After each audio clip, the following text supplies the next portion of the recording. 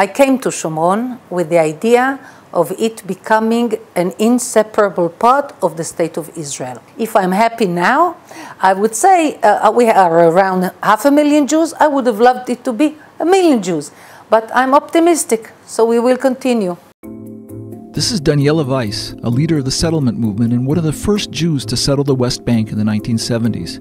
She calls it by its biblical name, Judea and Samaria. I'm Bradley Burston, Haaretz columnist and a longtime opponent of the settlements. I've come to meet Daniella and see the reality that she shaped. What were once Palestinian villages, rocky hills, and a few Jews whom most Israelis considered extremists is today a landscape filled with thriving and seemingly permanent urban settlements.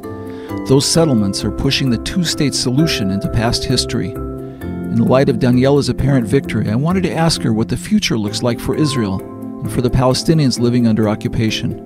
Let me be completely honest with you and open and say that I believe that the settlement movement has ruined the Israel that I wanted to see. As much as I'm aggravated by your aggravation, I am more satisfied that my philosophy has had the upper hand and that indeed it blocked the option of a two-state solution. What did people tell you when you told them, oh, I'm going out to this hilltop somewhere out there in the, to the east? We lived in a beautiful home near Tel Aviv in Ramat Gan, and we had friends and everything, and so they were literally crying. Why go to the dark hills? So this is how it was called at that time. Why do you go there? You're going to live in a tent? So the practical reaction was emotional, because it's crazy to leave the comforts of life and to go into very, very primitive way of life.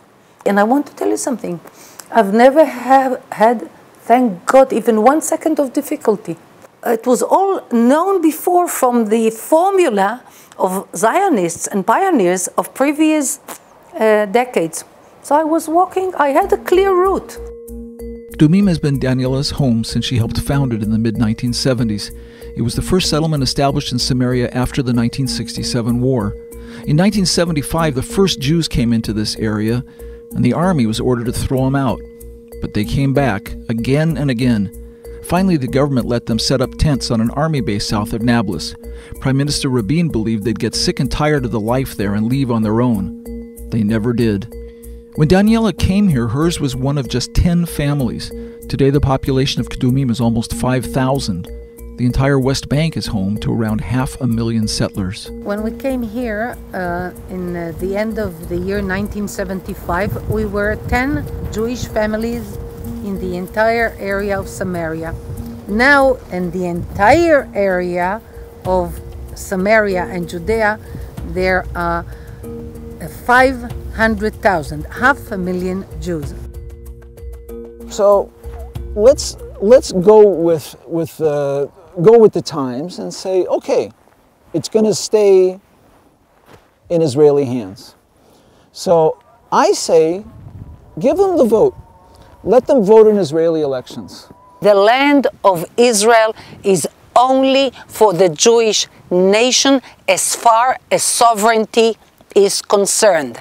Arabs can live here, have their rights, human rights. They can have their education and culture, but not sovereignty. So when I talk to North American Jews, especially young North American Jews, and I talk to them about how they feel about Israel, and also their alienation, their growing alienation from Israel, the one strongest element by far in their feelings of alienation from Israel, that element is the settlement movement and what the occupation represents in terms of the denial of Palestinian rights to millions of people. People say to me, why don't you explain to the Jews in the United States what is exactly behind your thinking? I explain. But I'm laughing because the right word for it, you have to brainwash all the time. You have to say, to explain it, to live it, to cope with it. My husband says to me, why do you speak to your children all the time about Zionism, pioneers in Judea and Samaria, settling, and all my family are settlers here. because this is the only way to continue Zionism. So what we can see from here, we see the settlement, part of the settlement of Itzhar. Then we see Bracha, the settlement of Bracha. And what you see around here are part of the neighborhoods that are in Kdumim. This spread of Kdumim over 13 different hills. And another hill is the industrial area of Kdumim. That was my philosophy, my attitude towards spreading on a large area for future building of more Jewish neighborhoods and homes. מסעותינו בארץ ישראל. From there we drove to the outpost of Chavat Gilad, which in Hebrew means Gilad's farm. Daniella was one of the first to establish the illegal outpost in 2002, shortly after the terrorist murder of Gilad Zar.